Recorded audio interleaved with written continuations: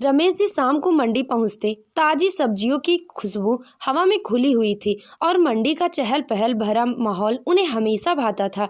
रंग बिरंगी सब्जियों के ढेर के बीच घूमते हुए वे हर बार की तरह सबसे ताजा और बढ़िया सब्जियां चुन रहे थे। तभी उनकी नजर एक दुकान पर रखे बैंगन के ढेर पर पड़ी। वे एकदम चमचमाते, ताजे और आकर्षक थे। उन्होंने एक बैंगन हाथ में उठाया, उसकी चिकनी सतह पर उंगली फेरी और हल्का दबाकर उसकी ताजगी परखी। मन ही मन उन्होंने सोचा, अरे वाह, इतने ताजे और शानदार बैंगन देखते हुए तो बहुत दिन हो गए। बैंगन का भरता उनका सबसे प्रिय व्यंजन था। धीमी आंच पर भुना हुआ बैंगन, उसमें लहसुन, टमाटर और मसालों की खुशबू, सोचते ही उनके मुंह में पानी आ गया। बिना एक पल गंवाए उन्होंने कुछ बढ़िया बैंगन खरीद ली।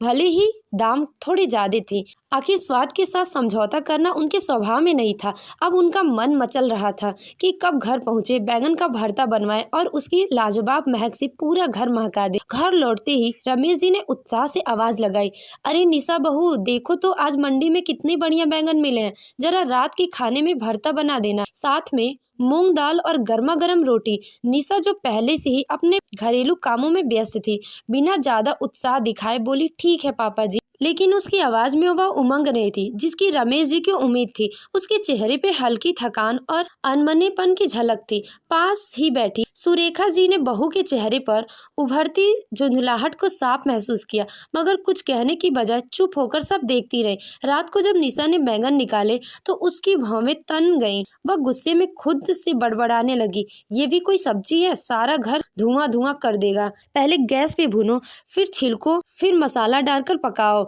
इतना झंझट, बस अपनी ही पसंद को सोचते हैं, कभी हमारी तकलीफ का भी ख्याल नहीं आता। वह बर्तन उतारते रखते बड़बड़ाती रहती। इस घर में तो हर कोई बस अपनी अपनी पसंद का खाना चाहता है। जब भी मैं सोचती हूँ कि कुछ चटपटा बना लूं, तभी किसी न किसी की कोई फरमाइश आ जाती है। इतने में सुरेखा जी रसोई में आ गई। उन्होंने निशा को बैंगन उठाते देखा और हल्की मुस्कान के साथ बोली, लाओ बहू, मैं बैंगन भून देती हूँ, तुम मसाले तैयार कर लो। निशा ने हल्के तंज भरे लफ्ज में कहा, मम्मी जी, ये बैंगन खाने का शौक पापा जी का है, तो वही क्यों नहीं भून लेते। सुरेखा जी निशा की बात सुनकर चौंक गई। उन्होंने हल्की आवाज में कहा, अरे बहू, अगर तुम्हें ज्यादा काम लग रहा था तो मुझे बता देती, मैं खुद बना लेती। निशा ने गुस्से में बैंगन गैस पर रख दिए और बड़बड़ाने लगी, सारा दिन बस रसोई में खटकते रहो, किसी को कोई फर्क नहीं पड़ता, मैं भी इंसान हूँ या नहीं। यह सुनकर सुरेखा जी का सब्र टूट गया।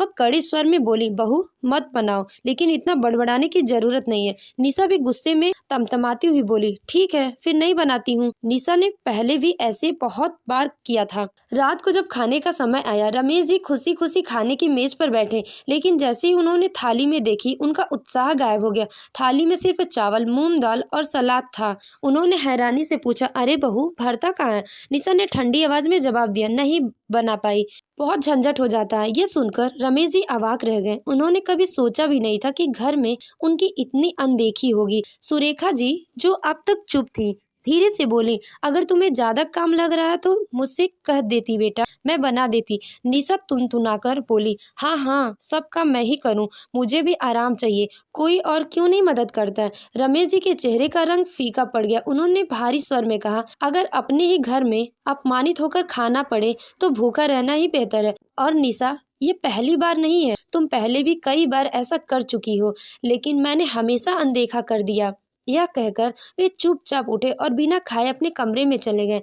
रात भर सुरेखा जी बेचैन रही, बहुत देर तक करवटें बदलती रहीं, लेकिन दिल और दिमाग में उठते सवालों ने उन्हें सोने नहीं दिया। आखिरकार सुबह होते ही उन्होंने रमेश जी से कहा, अब और अपमान सहना नहीं होता, हमें अपना अलग इंतजाम कर लेना चाहिए। रमेश जी ने गहरी सांस लेते हुए सुरेखा जी की तरफ देखा और धीरे से कहा, ठीक कहा तुमने, अगर बहू को हमारी सेवा करना बोझ लगता है तो हमें खुद को आत्मनिर्भर बना लेना चाहिए। शाम को सुरेखा जी रसोई में गईं और निशा से शांत लेकिन दृढ़ स्वर में बोली, बहू, अब से तुम्हारी रसोई अलग, हम अपना खर्चा खुद उठाएंगे और अपना खाना खुद बनाएंगे। निशा को जैसे झटका लगा, वह अवाक रह गई, लेकिन कुछ कह नहीं पाई। शाम को जब अर्जुन घर लौटा तो उसने पूरे घटना चक्र के बारे में पता चला। उसने निशा से गंभीर स्वर में कहा, अगर तुम्हें परेशानी थी तो तुम मुझसे कह सकती थी, लेकिन मम्मी पापा का अपमान करना बहुत गलत था। यह सुनकर निशा का गला भर आया। आंखों में आंसू लिए उसने धीरे स्वर में कहा, मुझे एहसास हो गया है कि मैंने बहुत बड़ी गलती की है। उसने बिना एक पल गंवाए अपने सास ससुर के पास जाकर उनके पैरों में सिर रख दिया और फूट फूट कर रोने लगी। मुझे माफ कर दीजिए मम्मी पापा, मैं वादा करती हूँ कि अब कभी ऐसा गलती नहीं करूंगी। सुरेखा जी ने निशा को गले लगा लिया और स्नेहपूर्वक बोली, बेटा गलती से बड़ा कोई नहीं होता। सबसे अहम बात है कि तुम्हें अपनी गलती का एहसास हो गया। रमेश जी हल्की मुस्कान के साथ बोले, चलो अब खाना खाते हैं, इस बार मैं खुद बैंगन भूनूंगा। उनकी बात सुनकर सब हंस पड़े। निशा ने तुरंत रसोई की ओर कदम बढ़ाए और बोली, नहीं पापा जी, इस बार भरता मैं ही बनाऊंगी और ऐसा बनाऊंगी कि आप उंगलियां चाटते रह जाएंगे। इस तरह परिवार में प्यार और सम्मान की भावनाएं फिर से आ गई। तो दोस्तों, आपको ये कहानी कैसी लगी कमेंट करके जरूर बताएं। अगर कहानी अच्छी लगी है तो वीडियो को लाइक करें और हमारे चैनल को सब्सक्राइब करें और नोटिफिकेशन बेल को जरूर दबाएं ताकि आपको हमारी नई कहानियों का अपडेट समय पर मिलता रहे। Thank you.